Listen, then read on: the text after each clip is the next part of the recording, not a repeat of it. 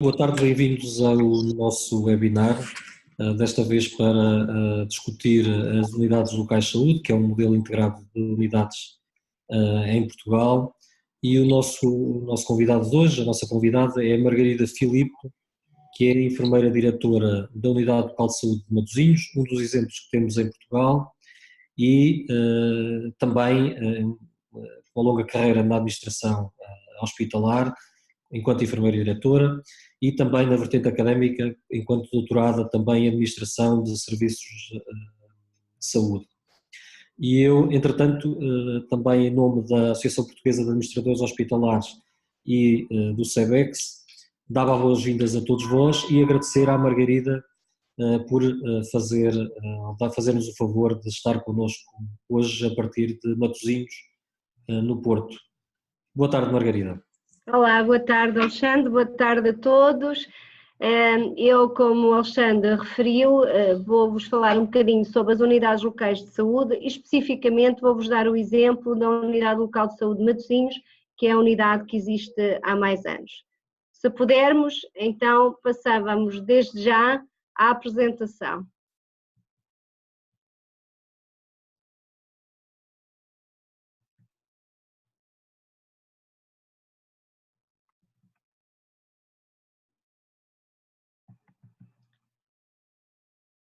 Muito bem, começamos então por falar da Unidade Local de Saúde de Matosinhos, de referir que a ULSM, que é a Unidade Local de Saúde de Matosinhos, é uma entidade pública empresarial e está integrada no Serviço Nacional de Saúde e tem por objeto a prestação de cuidados de saúde, tem autonomia financeira, administrativa e patrimonial.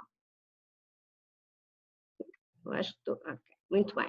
Estamos localizados no Grande Porto, ficamos exatamente, é o concelho que fica a norte do Porto e a Unidade Local de Saúde de Matosinhos é composto por um agrupamento de centro de saúde, um hospital médico-cirúrgico, uma unidade de saúde pública, um centro de diagnóstico pneumológico e cada centro de saúde, por isso dentro do agrupamento de cada centro de saúde temos várias unidades funcionais, desde a unidade de saúde familiar, unidades na comunidade e também, como já referi, a unidade de saúde pública. Por isso, somos um conjunto de resposta, dentro dos cuidados, tem resposta a nível dos cuidados de saúde primários, nos cuidados hospitalares e também nos cuidados continuados.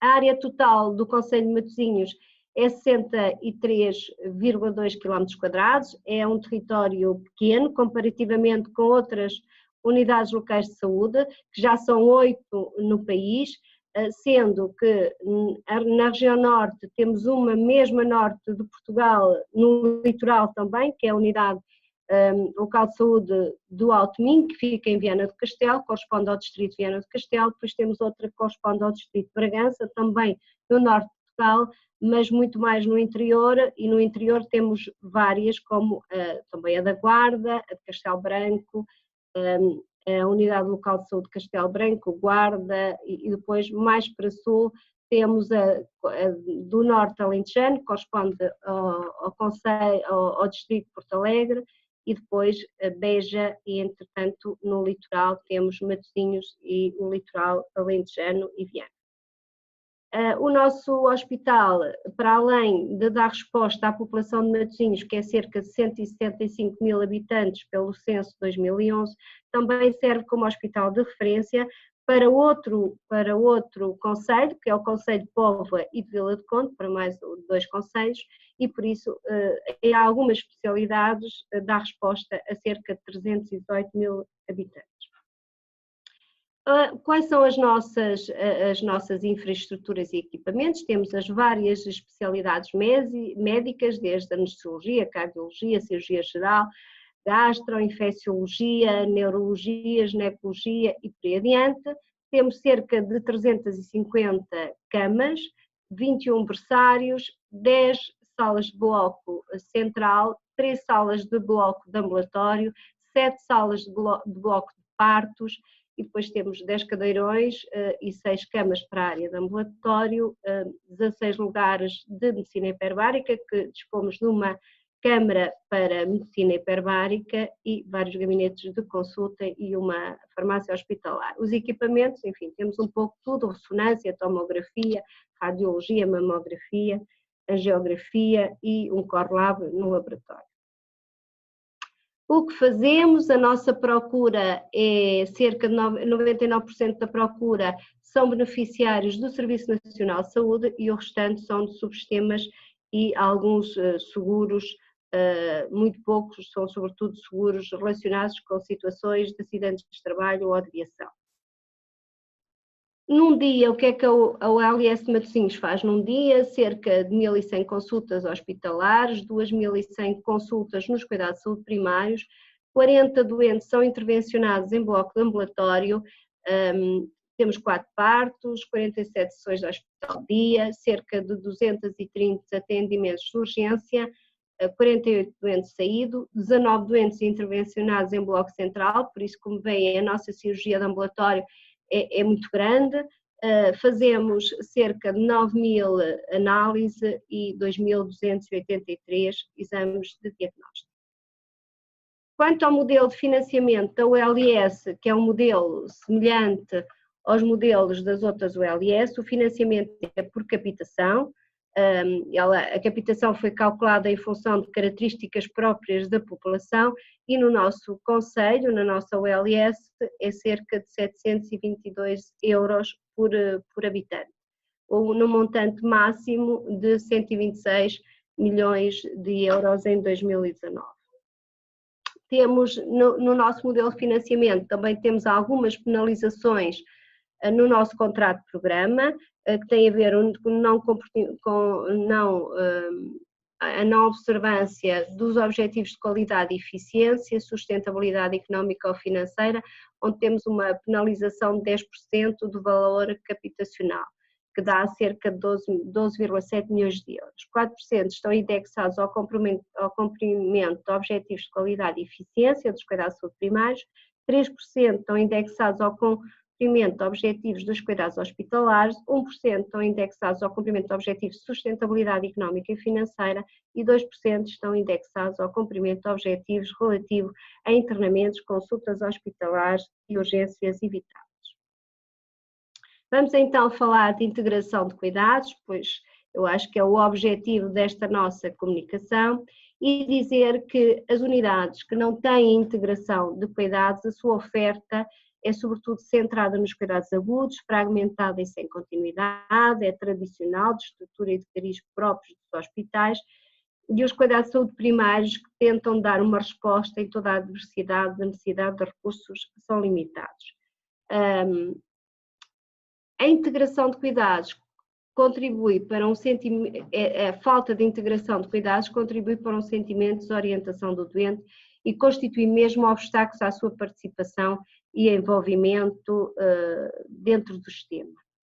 A integração de cuidados nas OLS é uma nova realidade, é um novo paradigma, é uma resposta estrutural dos cuidados de saúde que contempla uma abordagem por situação de saúde das pessoas, integrando os diferentes níveis de cuidado e tendo em conta o fluxo de doentes. É centrada na resolução de problemas da saúde da população e é organizada em equipas multidisciplinares que servem grupos específicos, muitas vezes, como por exemplo os DPOCs, os diabéticos, etc. Esta integração de cuidados há características próprias das suas equipas multidisciplinares, por isso elas estão organizadas em torno do problema do doente, por isso são focadas na educação do doente, num compromisso e num follow-up, há uma plataforma de informação clínica única, há um ciclo contínuo de cuidados, incluindo serviços de suporte e há reuniões regulares entre os vários participantes. Isto ao nível dos cuidados de saúde primários e dos cuidados hospitalares. Pressupõe, por isso, uma modificação a nível do paradigma relacional da equipa de saúde e do doente, há um processo dinâmico ao longo do tempo, há novas competências exigidas aos profissionais envolvidos nos cuidados e acompanhamento dos doentes, há motivação e capacidade de desenvolvimento dos próprios doentes, que também são parte ativa neste processo. Só para dar um exemplo, e tomando como exemplo a diabetes, e nesta proposta de integração, ela é feita tanto a nível do hospital como dos cuidados de saúde primários. Por exemplo, um doente, um diabético mais complexo e que precisa de uma abordagem mais multidisciplinar, os cuidados médicos de família encaminham esse doente para o hospital, onde para além no mesmo dia, para além dele fazer o check-in, pode ser isto para o endocrinologista, pois temos um enfermeiro coordenador desta área que guia o doente por várias áreas de especialidade, faz exame ao olho, se for preciso fazer análises faz, tem a sua parte de educação para a saúde, as respostas na área da saúde mental, na renal e depois o check-up. E para além disso, esta integração funcional funciona através de um plano estratégico de orçamento global, há uma partilha de procedimentos também administrativos, há programas de gestão da doença, integração de dados clínicos, implementação de sistemas de comunicação, equipas interdisciplinares e sistemas de referenciação de doentes. As grandes vantagens da integração de cuidados numa unidade local de saúde são a melhoria e qualidade assistencial, a focalização no doente, a promoção do bem-estar, a redução de custos de transação, a redução de dados e procedimentos desnecessários e a minimização de conflitos entre prestadores. As principais eu tenho aqui um exemplo que nós, através da nossa unidade de saúde pública, e temos um Plano Nacional de Saúde, em que determina e avalia quais são as necessidades da nossa população. E, por exemplo, a nossa mortalidade abaixo dos 65 anos é muito ligado às questões de tumores malignos da traqueia, bronco e pulmão, o tumor maligno da mama feminina, as doenças do aparelho circulatório, o tumor maligno do colo e do reto. Temos ainda uma incidência grande de tuberculose, e por isso, como vemos, temos aqui uma área ligada ao pulmão muito importante. E por isso temos também programas de integração ligados a esta área. Temos um programa para a doença pulmonar obstrutiva crónica, onde, por exemplo, nos cuidados de saúde primários é feito o diagnóstico da DPOC, realizado através de espirometria que se faz nos próprios centros de saúde. Há o tratamento de estadios ligeiros e moderados, que são cerca de 90% diagnosticados com esse grau, e depois no Hospital Paris Hispano temos o laboratório da função respiratória do Serviço de Pneumologia, temos o diagnóstico e tratamento de doentes complexos, temos ventilação e oxigenoterapia. Para além disso, depois temos na própria comunidade esta resposta toda integrada, e temos nas unidades de cuidados na comunidade, que são unidades que respondem a grupos específicos, são constituídas por profissionais de várias áreas, mas sobretudo por enfermeiros especialistas, em que têm programas multidisciplinares de reabilitação respiratória desenvolvido para mitigar os sintomas, promover a funcionalidade e aumentar a participação social. Temos aqui um exemplo de como podemos ter uma resposta integrada nesta área. Outro exemplo é a questão da teledermatologia, em que no centro de saúde nós fazemos a foto da lesão da pele, é feita pelo médico de família, uma foto é enviada ao serviço de dermatologia via um sistema informático que está definido pelo próprio Ministério da Saúde, que é o ALERT, que serve como se fosse pedido de uma consulta. Essa informação vai, o médico, o dermatologista no hospital avalia o exame pela fotografia e determina se é uma situação que precisa efetivamente de uma consulta de dermatologia ou se é uma situação benigna que não precisa e pode ser acompanhada pelo médico de família. Evitamos assim a vinda das pessoas ao hospital, à espera de uma consulta, para situações que não é necessário. Outra área de integração, temos vários rastreios, mas temos, por exemplo, o rastreio da retinopatia diabética, também para todos os diabéticos tipo 2 que existem na comunidade. A referência são referidos para este rastreio pelo médico de família, são rastreados, no centro de saúde e depois o exame é enviado através de um sistema também informático, que é o CIMA Rastreios, para o próprio hospital, para a consulta, e onde é emitido um relatório, e se for necessária uma consulta de retinopatia, esta terá uma marcação nos próximos 30 dias após a referenciação. Outro aspecto que temos integrado são tudo o que tem a ver com o sistema de informação clínico e os resultados dos meios complementares de diagnóstico. Todos os meios complementares de diagnóstico, nós internalizamos a grande maioria dos exames, todos em termos quase todos laboratório, de imagem a grande maioria, e também através de sistemas informáticos estão disponível a informação para os médicos nas várias áreas e principalmente médico de família nas 24 horas após o exame. Com esta política de internalização tivemos dos meios complementares de diagnóstico foi crescendo ao longo dos anos e ao mesmo tempo que foi crescendo também tivemos os custos foram diminuindo para a organização porque evitámos de comprar este serviço ao exterior. Outro exemplo que eu vos queria dar, que é na área cirúrgica, que é um modelo interessante, que chamamos Walk-in Clinic para a cirurgia de ambulatório. É simplesmente um modelo onde o médico de família, após a avaliação do seu paciente, procura saber que ele precisa de ter uma intervenção cirúrgica a nível de ambulatório. Então o que é que ele faz? Ele faz toda a preparação desse doente, em termos analíticos, prepara o doente para a cirurgia e no mesmo dia ele faz uma referenciação direta a esta consulta do Walk-in Clinic. Esta consulta está localizada no hospital e no mesmo dia o paciente é observado não só pelo cirurgião, mas também pelo anestesista e pela enfermeira. Ou seja, naquele primeiro dia, se faltar algum exame que seja necessário para a sua intervenção, caso seja necessário haver uma intervenção cirúrgica, é feito no próprio dia e imediatamente é marcada a cirurgia, e se for, pode ser ambulatório, e se for ambulatório ele terá alta com certeza no mesmo dia, e se for uma cirurgia convencional irá depois ser marcada também, será internado, feita a cirurgia e a respectiva recuperação e alta. E mandar sempre ao centro de saúde para o seu médico de família, o seu enfermeiro de família, que tem esta ligação próxima com o hospital.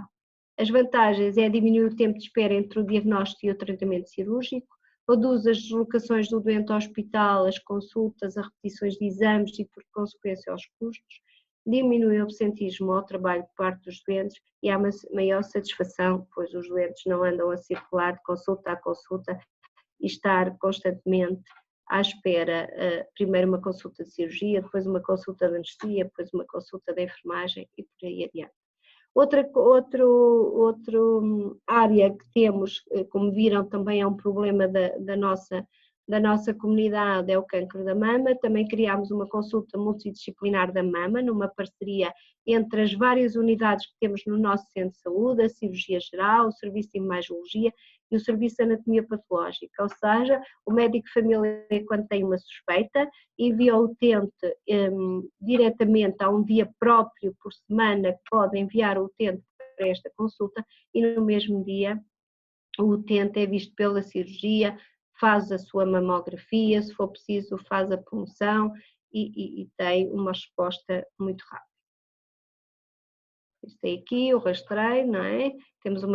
Também temos rastreio e palpação pelo médico de família. A primeira semana, como referi, tem uma linha direta de consulta, onde faz a realização da mamografia, da ecografia mamária, toda a parte radiológica, a biópsia e depois a anatomia patológica. E se houver confirmação, é encaminhado prioritariamente para a cirurgia. Outro projeto que temos na nossa unidade que tem a ver com a doença crónica é um projeto que está direcionado ao doente crónico complexo. Nós temos aqui, como veem, uma pirâmide de Kaiser permanente que estratifica o risco e vemos que cerca de 5% da população crónica, doentes crónicos, são doentes altamente complexos e são estes doentes que consomem mais cuidados, estão constantemente no serviço de urgência e estão constantemente a ser internados por descompensação da sua própria doença. O que é que nós criamos? Criamos um projeto feito onde é um grupo multidisciplinar constituído por um médico internista de medicina interna, por enfermeiros do hospital, enfermeiros da comunidade e médico de família. E o doente, tanto em termos do médico de família como do hospital, há um doente que se encaixa dentro deste perfil, é encaminhado para esta equipa, é avaliado, é feito um plano de cuidados direcionado a este doente e depois o enfermeiro que nós temos na comunidade é o gestor de caso destes doentes, em que vai ter uma relação de grande proximidade com o doente e vai tentar gerir a sua doença, evitando assim os recursos ao serviço de urgência e ao internamento. Sempre que é preciso, ele é visto ou pelo internista ou pelo médico de família, em função das necessidades, e também temos uma consulta aberta, em que ele pode fazer alguns exames e pode compensar até, muitas vezes, o seu problema de descompensação da sua doença crónica. Como já referi também, esta integração teve que se fazer por uma integração das tecnologias de informação e comunicação, por isso as consultas e os resultados dos exames requisitados pelos cuidados de saúde primários estão sempre disponíveis para ser vistos. À consulta, os médicos de famílias podem consultar os doentes quando estão internados, podem consultar os doentes que estão no serviço de urgência, com prioridade verde ou azul, e há também notificações sempre que um utente nasce, há notícias de nascimento e outras.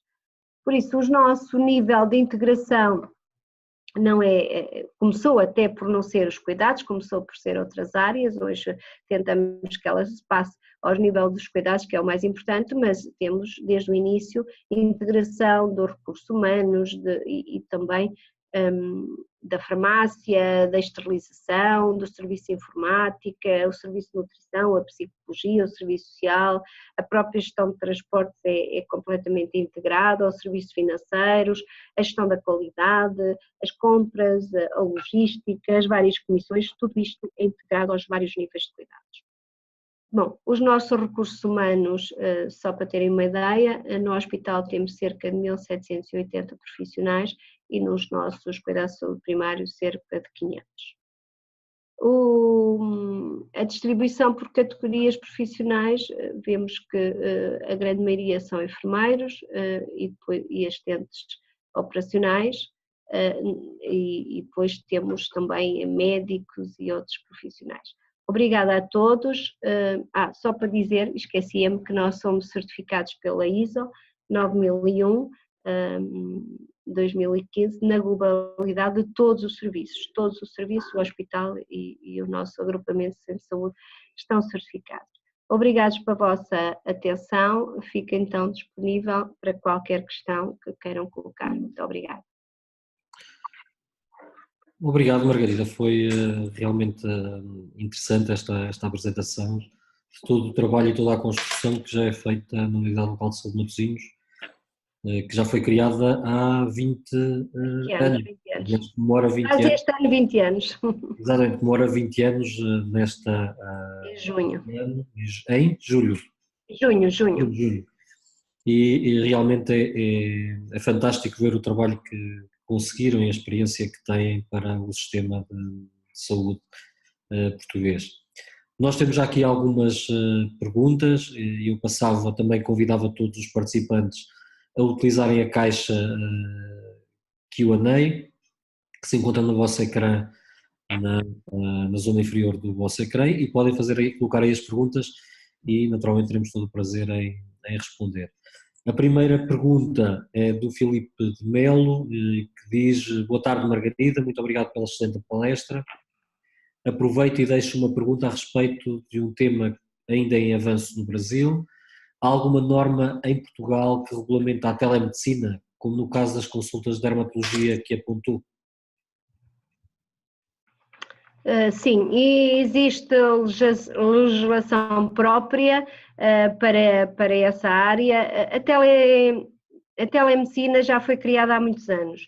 No entanto, pôs-se alguns problemas, nomeadamente na área da teledermatologia, pela qualidade da imagem, da fotografia, e por isso há legislação própria dessa matéria. Sim, efetivamente em Portugal nós temos já legislação nesta área, apesar de ser um tema que mantém alguma análise por parte da nossa Associação de Médicos, a Ordem dos Médicos Portuguesa, também sobre esta matéria, mas já temos uma experiência larga nesta vertente, já desde o final dos anos 90, que temos tido experiências na área da telemedicina em direto. Neste caso específico da dermatologia, o que se procura aqui é enviar primeiro a imagem para o dermatologista, portanto não é uma consulta em direto, envia-se uma imagem, depois ela é analisada pelo dermatologista de forma a perceber se existe uma necessidade de uma consulta efetiva e presencial ou se pode dar alguma recomendação a um médico de família, evitando o doente deslocar-se à consulta do especialista. Nós não temos aqui mais perguntas de momento, eu convidava-vos todos a irem colocando perguntas. Também dava aqui uma nota que esta unidade local de saúde de Matosinhos é porventura o exemplo melhor que nós temos nesta área em Portugal. Para os colegas do Brasil também dar nota que cuidados de saúde primários em Portugal, em português de Portugal, quer dizer atenção primária do Brasil, e No Brasil. esta unidade faz a gestão global de um território e de uma população residente nesse território, faz a gestão global desde a atenção primária, a atenção hospitalar, aos cuidados que nós chamamos aqui extra-hospitalares, os cuidados continuados e também na vertente de saúde pública. Aliás, uma das áreas, até pedi à Margarida também para elaborar um pouco sobre isso, uma das vertentes que tem sido desenvolvida nos últimos anos está relacionada com os cuidados na comunidade.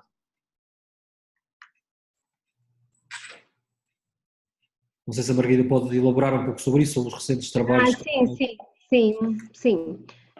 Nós temos, como refere o Alexandre, também temos uma área de saúde pública a dois níveis. Temos uma unidade de saúde pública que tem como objetivo ser um observatório de saúde e de avaliar as necessidades da população em termos de saúde e direcioná-las para além, enfim, das outras áreas que têm como autoridade de saúde e toda a vigilância epidemiológica da população. E depois temos equipas operacionais que estão no terreno e que trabalham esta área. São sobretudo as unidades de cuidados na comunidade, que têm uma grande vertente na área da saúde pública, mas também dos cuidados continuados. Da saúde pública, por exemplo, fazem toda a área da saúde escolar, trabalham com as escolas. Nós, em Portugal, na área pública, não temos enfermagem na escola, nós temos os nossos centros de saúde, dão resposta na área da saúde escolar e trabalham com as escolas e com os docentes e com os estudantes esta área da saúde pública. Por isso temos equipas próprias nessa área, temos também equipas na área da saúde materna e infantil, direcionadas a grupos vulneráveis e de risco e que são trabalhadas também por estas equipas. E depois estas equipas têm uma vertente também na área dos cuidados continuados, para doentes, não só como o exemplo que eu dei da área da doença crónica, mas também doentes dependentes e que muitas vezes têm alta do hospital, não precisam estar internados, mas continuam a precisar de cuidados de saúde e são referenciadas para estas equipas que lhe prestam cuidados de saúde. Na nossa unidade, esses cuidados, desde que programados, podem ser prestados durante 24 horas. Temos equipas, por exemplo, de cuidados paliativos, que são equipas integradas entre o hospital e a comunidade. Temos uma equipa interhospitalar de cuidados paliativos, mas que trabalha também na comunidade e na casa dos doentes e que dá resposta aos doentes que estão em fase de paliação e a necessitar de cuidados paliativos. Por isso são respostas integradas e aos vários níveis, não é? Desde o nascimento até à morte. Não, efetivamente é uma resposta em todo o ciclo de vida do doente e é um exemplo para todos nós, mesmo em Portugal, no restante território. Já temos aqui também mais uma pergunta que é colocada pela Fernanda Miranda da Cunha, que nos pergunta como realizam o acolhimento dos pacientes pré-cirúrgicos de maneira geral. Eu dava nota que a OLS, salvo 2/3 dos doentes já são realizados em cirurgia realizada no próprio dia. De ambulatório, creio que no Brasil se diz cirurgia no próprio dia, ou seja, o doente é admitido e tem alta no próprio dia. Margarida, por favor. Muito bem, nós, como o Alexandre disse muito bem, a grande maioria dos nossos doentes são operados no próprio dia e têm alta no próprio dia, cerca de 80% dos doentes, e mesmo em grandes cirurgias, porque depois também temos uma resposta na nossa comunidade que nos garante alguma segurança. Quanto aos doentes que precisam de ser internados, nós temos um projeto muito recente, porque os doentes eram internados para ser operados em cirurgia programada, muitas vezes internados no próprio dia, admitidos no próprio dia ou no dia anterior, e iam para o seu quarto, a sua enfermaria, onde iam estar e depois iam para o bloco operatório. Neste momento criámos uma unidade de admissão de doentes para cirurgia programada. Ou seja, os doentes vêm todos no mesmo dia, já não precisam de vir no dia anterior, porque muitas vezes vinham no dia anterior pela disponibilidade de camas ou de algum exame que ainda faltava. Neste momento os doentes vêm no próprio dia, são admitidos nessa unidade, onde tem uma equipa de enfermagem que avalia o doente, que vê se ele tem tudo o que necessita para a sua intervenção. Ele depois vai para o bloco, daí sai para o bloco operatório e quando depois do recobro regressa aí sim ao seu quarto, à sua unidade, onde vai permanecer. Por isso, neste momento, temos há alguns meses já criado esta resposta que nos permite que o doente não precise de vir muito cedo para o hospital para ser operado e vem no próprio dia. Muito obrigado, Margarida. Se tiver mais alguma questão sobre esta matéria, por favor, coloquem na caixa de questões e respostas. Temos aqui também uma pergunta do Jorge Lameirinha. Também boa tarde, muitos parabéns pela comunicação e pelo exemplo de gestão. E pergunta que se na unidade local fazem também gestão de cuidados continuados e paliativos, a Margarida que já respondeu a esta matéria, mas pergunta como é que é feita e se não, como é que é feita a articulação com entidades privadas e do setor social. Sim, nós fazemos, como eu referi há pouco, nós temos uma equipa com formação avançada em cuidados paliativos, uma equipa composta por médicos com especialidade em medicina interna e depois com formação avançada em cuidados paliativos, mesmo médicos de família, também temos um com formação avançada em cuidados paliativos e temos enfermeiros com formação avançada nessa área. Nós temos, em termos do hospital, temos uma consulta específica para doentes paliativos e quando os doentes, por alguma razão, estão internados e são referenciados para essa equipa, a equipa avalia o doente localmente, é sempre o médico e o enfermeiro e também definem um plano de cuidados que depois é acompanhado na comunidade e no seu domicílio. Não dispomos de internamento específico para doentes em cuidados paliativos. Algumas vezes é preciso algum internamento para controle de sintomas destes doentes, mas são raros, porque tentamos sempre que o controle de sintomas seja feito em termos do que é o seu domicílio. Nós prestamos cuidados no domicílio com estas equipas e eles fazem morfina em casa, fazem toda a medicação que é necessário para controle de sintomas e por isso a grande maioria destes doentes já permanecem no seu domicílio e acabam por falecer também no seu domicílio, sempre acompanhados pela nossa equipe.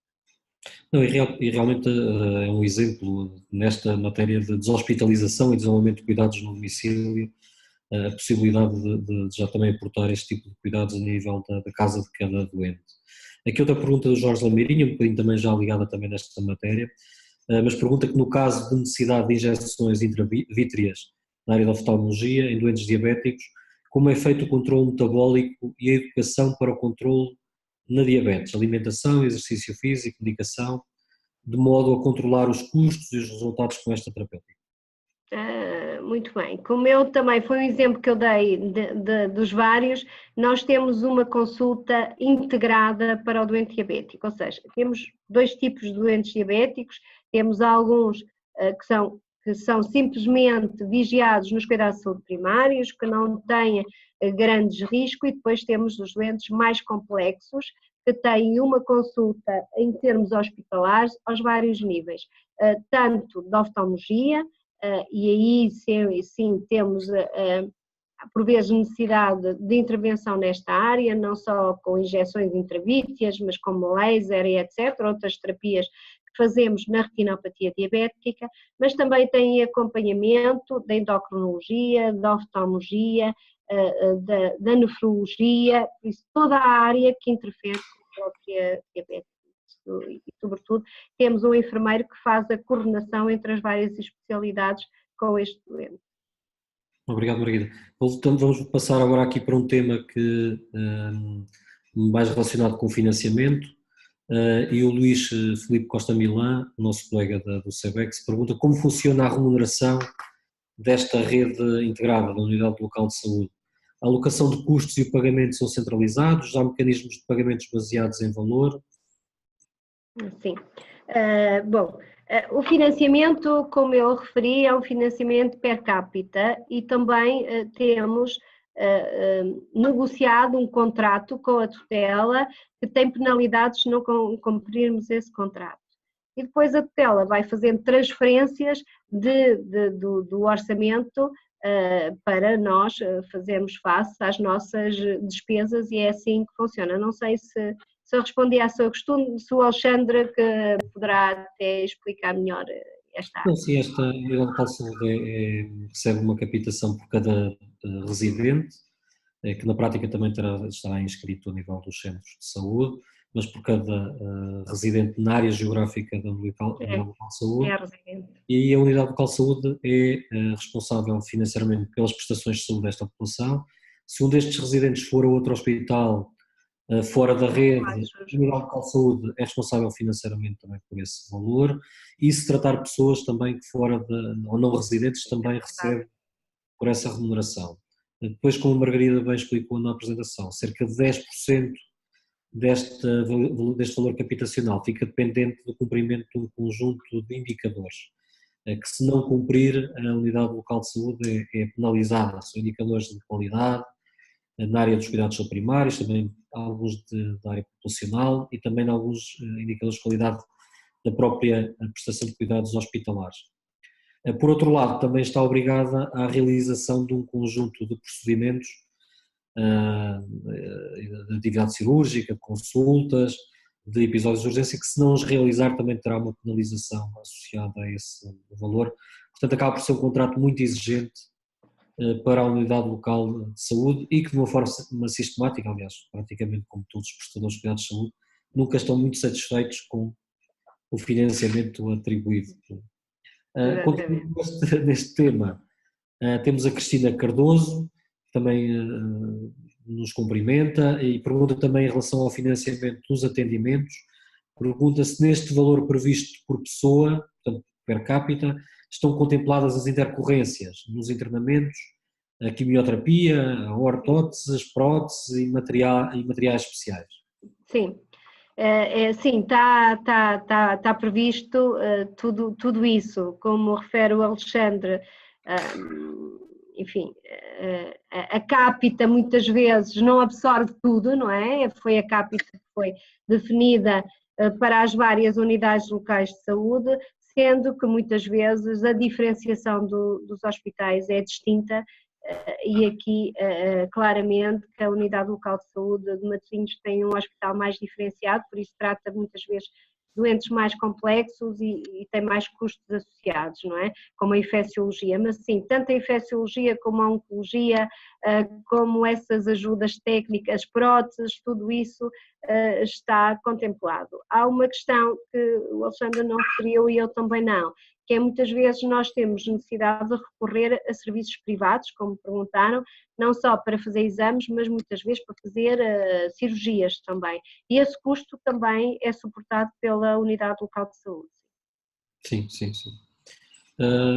Obrigado, Margarida. Temos aqui outra pergunta, não na caixa de perguntas e respostas, mas no nosso chat, e pergunta-nos Viviane Mendes como fazem o controle de custos dos diversos procedimentos realizados dentro da instituição e pelas diferentes áreas e setores do hospital. Bom, nós temos definido um modelo de contratualização interna.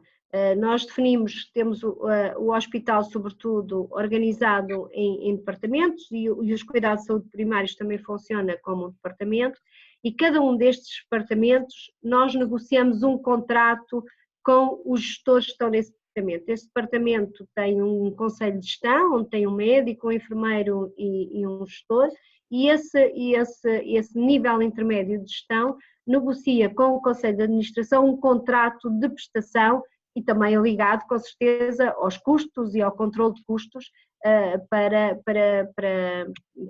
dentro da sua unidade e dentro do que é expectável fazer. E nós controlamos, os custos são sobretudo ligados à produção e o controle é feito desta maneira, através de um contrato de programa interno que nós vamos monitorizando e acompanhando. Eu também acrescentaria, obrigado Margarida, também a matéria da própria existência de contabilidade analítica da instituição, que também é possível fazer este acompanhamento dos custos pelas várias áreas e pelos vários procedimentos. Aliás, os hospitais em Portugal, na área do internamento, todos eles têm a aplicação de DRGs, Diagnostic Related Groups, que em Portugal, na forma genérica, utilizamos o modelo do Medicare e Medicaid, na prática, que é um modelo distribuído pela 3M Internacional, e já, aliás, somos o país europeu com maior experiência nesta área, já desde 1984, já há algumas décadas que vimos a utilizar de uma forma progressiva estes DRGs a nível do internamento, e que temos alguns também para a área de ambulatório. Temos agora também aqui outra pergunta do Daniel Melo, que nos diz, parabéns pela apresentação, Senhora Margarida. O Daniel vem-nos falar do Ceará, do Brasil, e gostaria de saber como costumam conduzir o acesso por utentes fora do perfil de um determinado nível de atendimento. Ou seja, imagino que seja alguém que vá a um serviço de urgência, poder ser atendido a nível dos cuidados da atenção primária. Se reencaminha o doente para um nível de alguma ação específica, para um nível adequado sobre alguma ação específica, ou se utilizam alguma estratégia de educação da população. Okay. Bom, isso é uma preocupação grande da Unidade Local de Saúde e da saúde em geral do país, é como é que nós podemos gerir esta população, e com o exemplo que o Alexandre deu. Nós temos várias áreas. Por um lado, tentamos ter respostas nos cuidados de saúde primários, onde a população, a grande maioria da população tenha o seu médico de família e o seu enfermeiro de família, por isso tenha respostas nos cuidados de saúde primários, tenha uma resposta no próprio dia, se for necessário, e por isso tirar então aí doentes da urgência. Mas a urgência é sempre uma área que muitos doentes recorrem a ela. Nós temos estado a trabalhar numa área que tem muito a ver com um plano de cuidados integrados mesmo a nível da urgência, em que temos médicos de família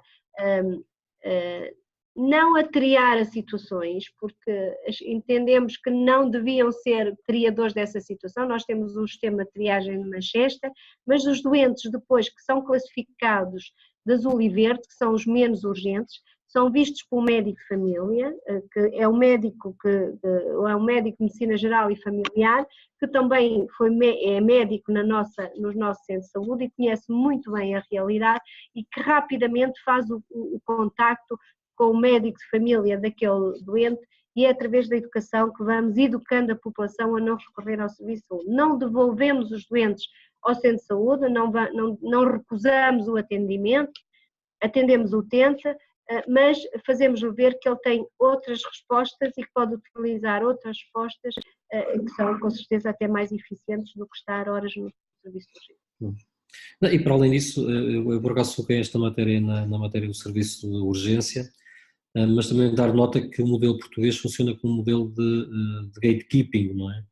É que os doentes são acompanhados a nível da equipa de saúde familiar, a nível da atenção primária, através de médico de família e enfermeiro de família, e à partida a ida ao hospital procede sob referenciação desta equipa, ou seja, o acesso às consultas hospitalares, às consultas médicas hospitalares, faz sob referenciação do médico de família, e portanto toda a equipa de saúde familiar tenta resolver todas as situações, evitando que o doente tenha necessidade de cuidados hospitalares. Aliás, o que foi aqui falado da própria consulta de teledermatologia passa muito por esta autonomia e capacitação dos médicos de família e da equipa de saúde familiar para conseguir resolver a maioria das situações que ocorrem a nível da atenção primária. Nós aqui de momento não temos muito mais perguntas.